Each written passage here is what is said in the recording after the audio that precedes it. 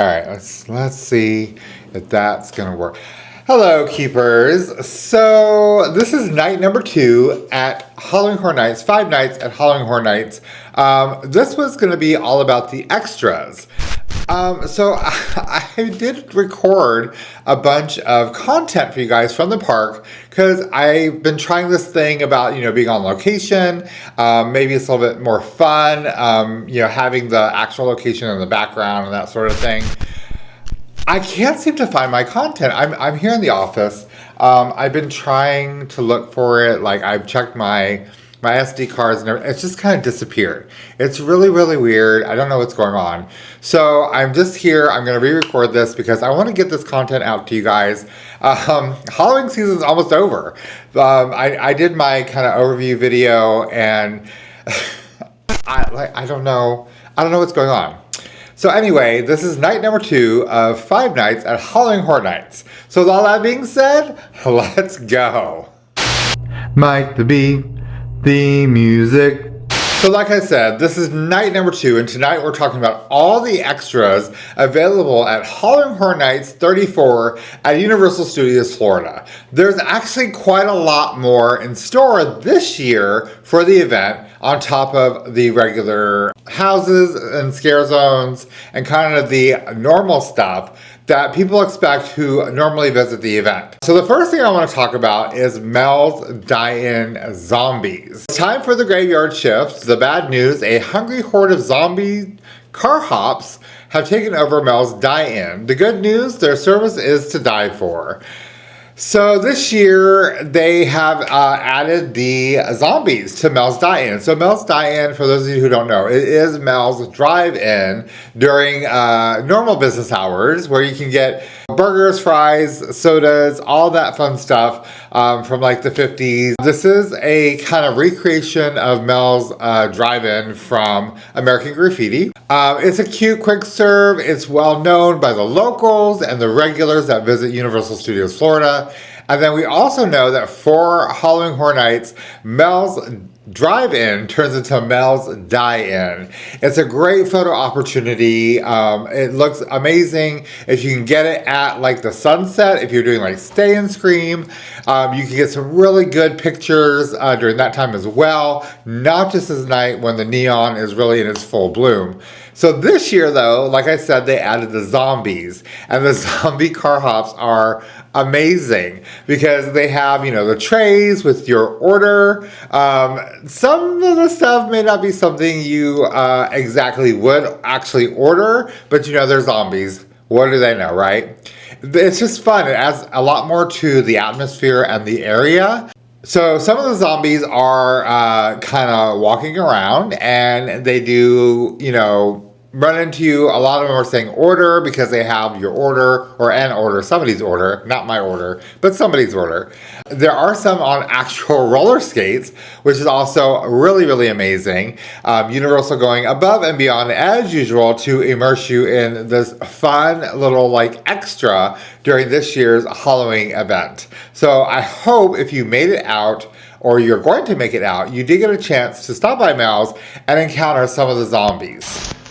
So, if you are a fan of the Terrifier franchise, then you know who Art the Clown is. I am not a fan of the franchise. I only recently saw the very first movie of the franchise. So Art the Clown is kind of the main character from the Terrifier franchise. So what I read and what I have found out, because like I said, I'm not a big fan. I don't know a whole lot about this whole franchise, but what I do know is that Art did start out in a short film, which spawned the first Terrifier movie.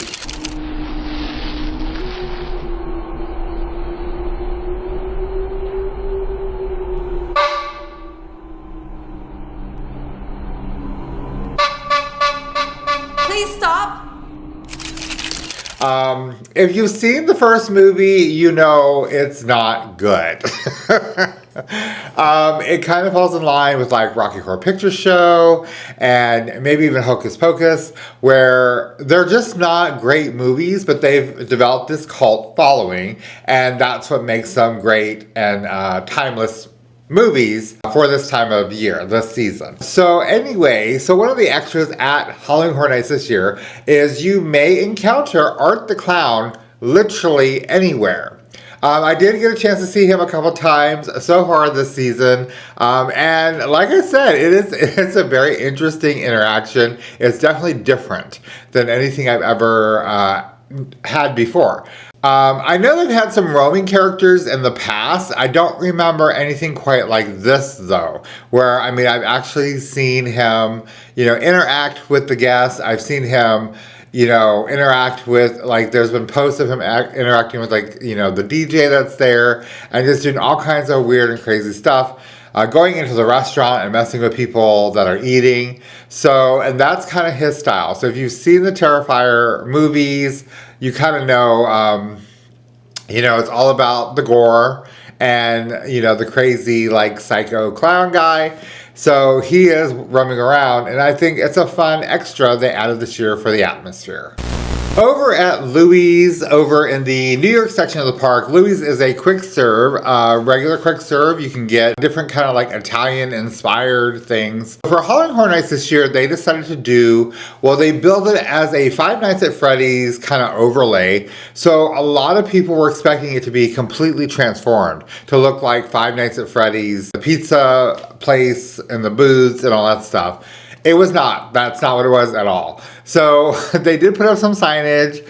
They are serving with the spaghetti on the pizza, and then the Mr. Cupcake are kind of the main things they're serving from the franchise.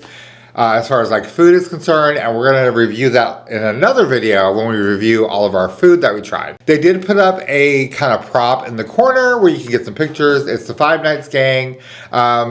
I want to say it's a cardboard cutout, but I think it's a little bit more than just cardboard. So, it's cute if you're a Five Nights fan. It is a fun, kind of atmospheric kind of situation for the event. We did go in there. We did try some of the stuff. Like I said, that'll be in a later video when we're giving you our review on the food that we did try. But yeah, so that is a fun little extra they did. It wasn't a huge change and a huge overlay, but it was something a little extra and just, gave that much more to the event this year. Every year there is a chainsaw gang, and this year is no different. So the actual gang is over in the Springfield location of the park. So they are clowns this year. So if you're looking for the chainsaw gang this year, they are over in Springfield. Of course, there are chainsaws in other areas of the park, but this is where the actual gang itself is centralized. So one of these scare zones has actually been turned into an extra this year, and it's called Club Horror. Party like your life depends on it. Welcome to Club Horror, the all-night street party where the beats bumping, the vibes electric, and everyone's dying to get in. So I don't know how I feel about Club Horror. So normally it's over in the San Francisco area, and this is normally a scare zone. This year it is literally a dance club. They have some girls dancing on boxes. They have a live DJ. They do have a little booth with some drinks and stuff. And again, we'll get to that a little later on. And then they have this little seating area with like these fun kind of lit up seats. I think they had some high top tables and stuff around as well. There isn't a whole lot of people that stop here to like dance. Like it's basically a walkthrough. People walk right through it, going from one house to the other, one scare zone to the other. I don't know. Like I don't know how I feel about this area. It is an extra, so if you're looking to get your groove on while you're at Halloween Horror Nights this season, you can definitely pop over to Club Horror and do that. The Death Eaters do return to Diagon Alley. In the wizarding world of Harry Potter, Death Eaters, a group of Voldemort's most devoted followers, roam Diagon Alley, looking to find others willing to show loyalty to the Dark Lord's cause. So the Death Eaters have returned to Diagon Alley.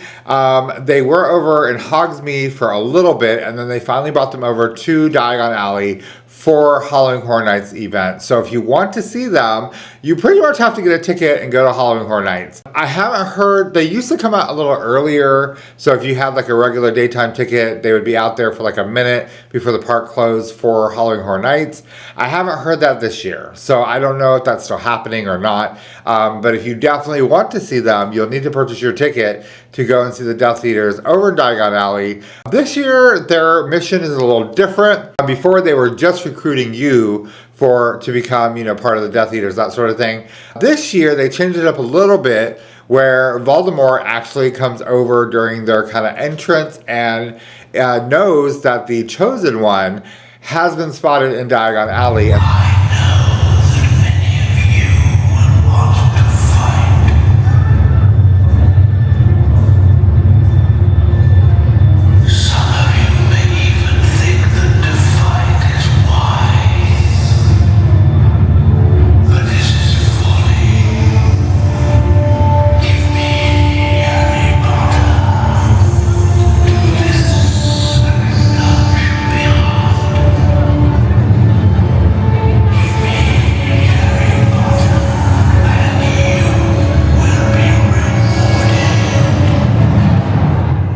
There is a few extra duels that they added this year that I noticed from years past. Overall, I mean, the experience is basically the same. It is fun, and it adds a whole another element to that area of the park.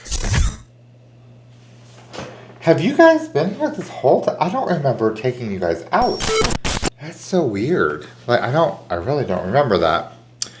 Another extra this year for Halloween Horror Nights over in the City Walk area, and so you don't even need a ticket to get into the park, you just need to get into City Walk, which you have to pay at the parking structure before 6 p.m. Of course, on nights of Halloween Horror Nights, I believe it's later than that. I think it's like 10 or 11 o'clock before you get free parking. If you want to enjoy any of the stuff in City Walk, just keep that in mind.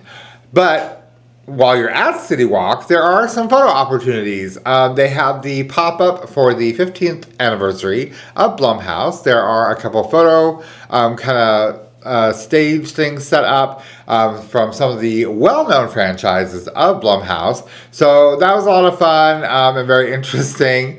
They also have the infamous red truck. This truck has made several appearances in City Walk for the different seasons. Right now they have it out as kind of like the pumpkin patch kind of truck for fall. So it's really cute. They did have a little Halloween market, and they usually set up a fun photo op for that. And they had like this kind of carriage looking thing and whatever. So there are a few fun kind of Halloween inspired photo opportunities within the City Walk area. If you're just doing that, or if you are there for Halloween Horror Nights, you can stop and snap some really great photos. Well guys, that's going to do it for night number 2 at 5 nights at Halloween Horror Nights. Like I said, I'm not really sure what happened to the other video I was taking. Things just got really weird, but that's fine. I was able to reshoot it here in my office. I don't know why my 5 night plushes have like appeared over here by my desk, but here they are, and I'll just have to put them back later, I guess. That's just so weird. Anyway, thank you so much, as always, for following along on these little adventures of mine. And as always, I am Mike the Bee. You never know where I'm going to be. I'm just going to be. You be too. I'll see you guys later. Bye.